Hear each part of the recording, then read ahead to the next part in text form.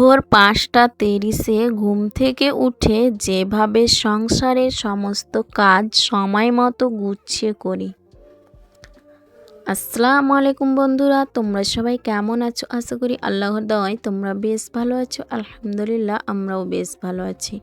নতুন দিনে আরেকটা নতুন ভিডিও নিয়ে তোমাদের মাঝে চলে এসেছি। দেখতে থাকো বন্ধুরা, আজকের ভিডিওটা তোমাদের কাছে ভীষণ ভালো লাগবে। তো ৫টা ৩০ কেন বলছি, ৫টা ৩০-এ কিন্তু আমি কাজে লেগেছি। তার আগেই কিন্তু উঠেছি, উঠে আবার ওই তো একটু শুয়েছিলাম, সেই কারণে কিন্তু বলছি যে আমি ৫টা ৩০-এ উঠেছি। ৫টা ৩০-এ উঠে কিন্তু বাইরের কাজগুলো আগে করে নিয়েছি। তো বাইরের কাজ মানে ওই ঝাড়ঝাঁটা, উঠোন পাড়, গলি রাস্তা সব কিছুই ঝাড়ঝাঁটা দিয়ে গরুর খামার সব কিছুই ওগুলো পরিষ্কার করে নিয়ে তবে চলে এসেছি আমি আমার রান্নাঘরে।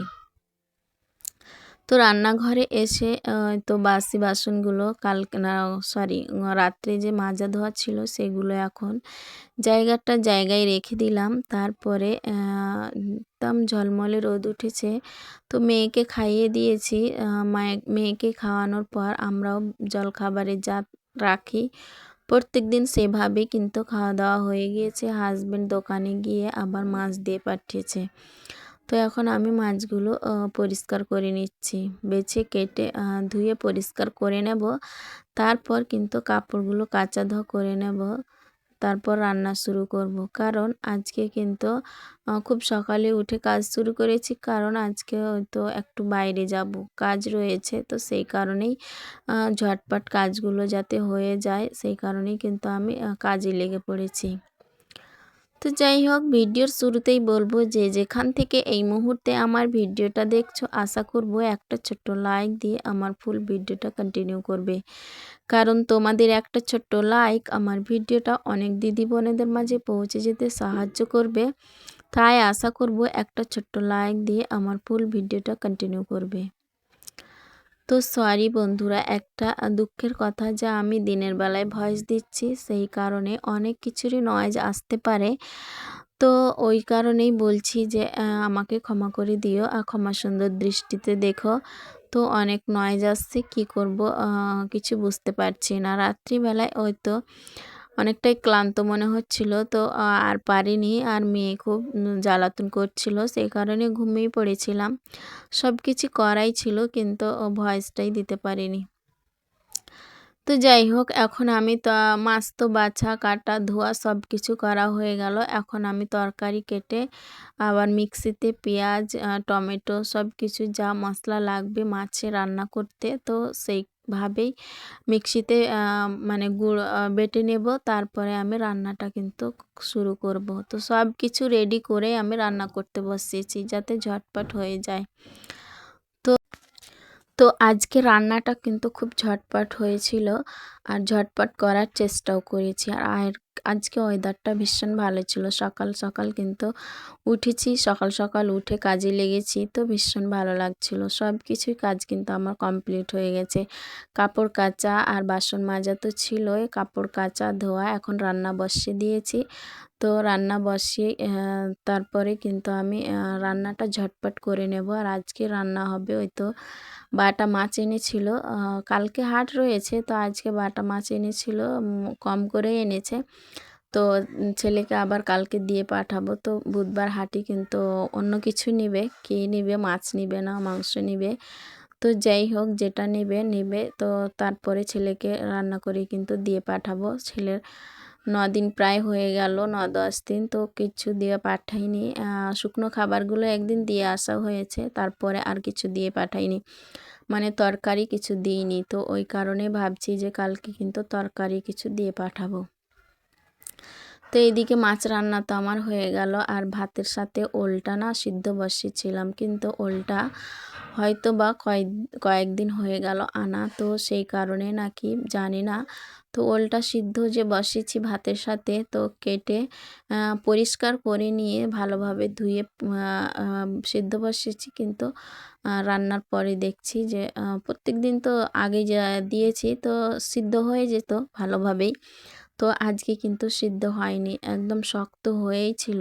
তো যেইভাবে আগেও সিদ্ধ করেছি সেইভাবেই কিন্তু দিয়েছি, কিন্তু আজকে সিদ্ধটা হয়নি। মনে হয় ভালো নয় না আমার কারণে ওইরকম। হাজব্যান্ড নিয়ে এসেছে ভর্তা খাবে বলে, কিন্তু আমি তাকে ভর্তা বানিয়েই দিইনি। প্রত্যেকদিন শুধু ভুলেই যাই যে রান্না বসাবো তখন ওর ভর্তাটা বানাবো, কিন্তু ভুলে যাই। ওই রান্নার পরে আবার মনে পড়ে কি হাজব্যান্ড মনে করিয়ে দেয়, তো তখন কিন্তু ভুলেই যাই।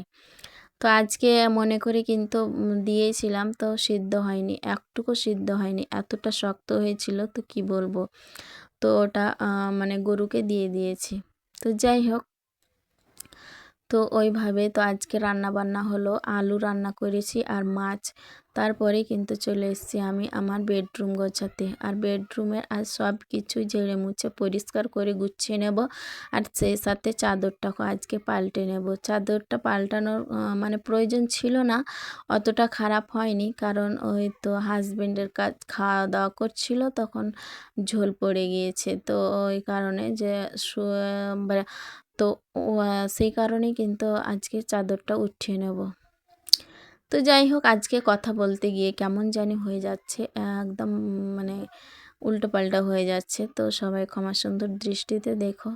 তো তোমরা ছোট্ট ছোট্ট আমার এই ভুলগুলো ধরিয়ে দিলেই কিন্তু আমার বেশ ভালো লাগবে। কমেন্টের মাধ্যমে সবাই মানে আমার ভুলগুলো ধরিয়ে দিতে পারো। তো যাই হোক, একজন দিদি কমেন্ট করেছে আনিসা আইডি থেকে যে দিদি তোমরা গরুর দুধ খাও না প্যাকেটের দুধ খাও? তো না গো দিদি, আমি গরুর দুধ কিনে খাই, কারণ আমার গরুও নেই, ছাগল নেই, আমি কোনো কিছুই কিন্তু ওইগুলো মানে পালিত করি না, কারণ আমাদের বাড়িতে ওইরকম জায়গা নেই, আর আমরা জয়েন্ট ফ্যামিলি আমাদের বাড়িতে। তো এগুলো পছন্দও করে না, সব কিছুই মানে নোংরা করবে একটু, অল্প জায়গা, তো সেই কারণে কিন্তু ওই সব কিছু মানে আমি পালিত করি না বা পুষি না। তো আমার শাশুড়ি মায়ের রয়েছে, তো ওদের কাজগুলোই কিন্তু আমরা করে থাকি, আমি করি, আমার জায়েরাও করে। তো এইভাবে করে থাকি, ওই কারণেই বলি যে আমি বাইরের কাজ করি। তো বাইরের কাজ বলতে ওইগুলোই, ওই তো গরুর খামার ঝাঁটা পরিষ্কার সব কিছু, গোবর তোলা, এই সব কিছু কিন্তু আমরাই করে থাকি।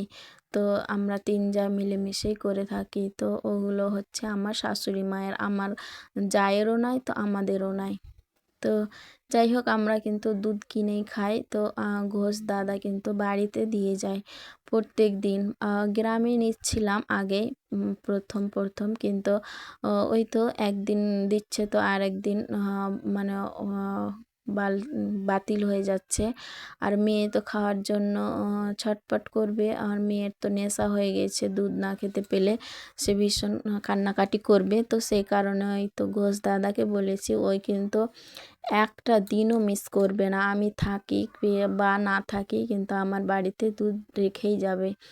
আর যদি আমি বাড়িতে নাও থাকি তাহলে কিন্তু ওর ভাবে বলা রয়েছে, তো এসে কিন্তু রেখেই যাবে বা বাড়ির অন্য কাউকে দিয়ে দেবে কিংবা ফ্রিজে রেখে দেবে, কিন্তু দুধ লাগবেই এইভাবে বলা আছে। আর ঘোষ দাদা কিন্তু সেইভাবে আমাদের দিয়ে যায় প্রত্যেক দিন।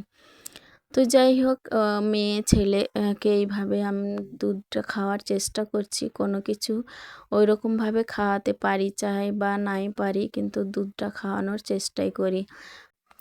তো যাই হোক, তোমাদের সাথে কথা বলতে বলতে আমার রুমের কিন্তু অনেক কাজ করা হয়ে গেল। এখন ঝাড়ঝাড়টা দেব, তারপরে কিন্তু ফার্নিচারগুলো হালকা হাতে আবার মুছে নেব, তারপরে আমার কাজ শেষ। তারপরে কিন্তু আজকে ওই তো বাইরে যাওয়ার রয়েছে, তো একটু ওই বেলা 2টোর দিকে কিন্তু যাব। তো সব কাজ আমার 12টার আগেই কিন্তু করা হয়ে গিয়েছিল, রান্না বান্না, ঘর গোছানো, বাসন মাজা, কাপড় কাচা ধোয়া সব কিছুই কিন্তু করে নিয়েছি। তো আজকে সময়ের মধ্যেই সময় মতো কাজগুলো করতে পেরেছি, ভীষণ ভালো লাগছে। ওই তো সকাল সকাল উঠলে, খুব তাড়াতাড়ি উঠে কাজে লাগলে না কাজ কিন্তু খুব তাড়াতাড়ি হয়ে যায়, আর নিজেকেও ফ্রেশ লাগে, খুব ভালো লাগে। তো ঘর গোছানো থেকে আজকে তোমাদের কাছ থেকে বিদায় নেব। তো ভালো থাকবে, সুস্থ থাকবে, সবাই হাসি খুশি থাকবে, এভাবে আমার পাশেই থাকবে। তো যাই হোক, আর আমার মেয়েকে আমি গরুর দুধ খাওয়াই কেন, মেয়ে কিন্তু জন্মের পর থেকেই বাইরের দুধ খায়, সেই কারণে। তো আগে প্যাকেটের দুধগুলো খাইয়েছি, পাউডার দুধ, আর এখন মেয়েকে গরুর দুধ খাওয়াই। তো মায়ের পরিবর্তে তো গরুর দুধ খাওয়াটা ভালো, তো গরুর দুধ খাওয়াচ্ছি। যখন ওর বয়স 2 বছর, সরি 1.5 বছর বয়স, তখন থেকে গরুর দুধ খাওয়াচ্ছি। আর আগে কিন্তু ওই প্যাকেটের দুধগুলো খাইয়েছি। সিমিলাক, আইসোমিল এই দুধটা খাওয়াতাম প্রথমে, তারপরে সিমিলাক খাওয়াতাম। তো ওইভাবে মেয়েকে অনেক কিন্তু কিনে দুধ খাইয়েছি, এখন পর্যন্ত কিনে দুধ খাওয়াতে হয়। তো যাই হোক, ওই তো মোছামুছি করে নিলাম, ঝাড়ঝাঁটা দিয়ে সব কিছু করেছি। আগে ফার্নিচারগুলো মুছে নিয়েছি, আর আমি তো সব দিনই এইভাবেই মুছে থাকি, যে ঝাড়ঝাঁটা দিয়ে পরিষ্কার করে ফার্নিচারগুলো আবার ধুলো উঠে, সেই কারণে পরে কিন্তু আমি মুছে নিই। তো ওই ঝাড়াঝুড়ি করে নিয়েছি, তারপরে এখন কলিন দিয়ে কিন্তু আমি ওই কাজগুলো, আয়নাগুলো কিন্তু মুছে নিচ্ছি। তো যাই হোক, আজকে আমার ভিডিওটা কেমন হয়েছে জানাতে পারো কমেন্টের মাধ্যমে তোমাদের মতামত। আর তোমরা তো অনেকেই কমেন্ট করছো, আর এত সুন্দর সুন্দর মিষ্টি মিষ্টি কমেন্ট করছো, পড়ে আমার মনটাই ভরে যাচ্ছে। তো যাই হোক, খুব ভালো লাগছে। তো ভিডিও করার এনার্জিটাও কিন্তু আরও বেড়ে যাচ্ছে, ওই কারণেই প্রত্যেক দিন কিন্তু ভিডিও দিতে এখন ভালোই লাগছে। তো যাই হোক, এইভাবেই কিন্তু সবাই পাশে থেকো। আর আজকে এই বেডরুম গোছানো থেকে তোমাদের কাছ থেকে বিদায় নিয়ে নিচ্ছি। ভালো থাকো, সুস্থ থাকো, সবাই হাসি খুশি থাকো। আসসালামু আলাইকুম।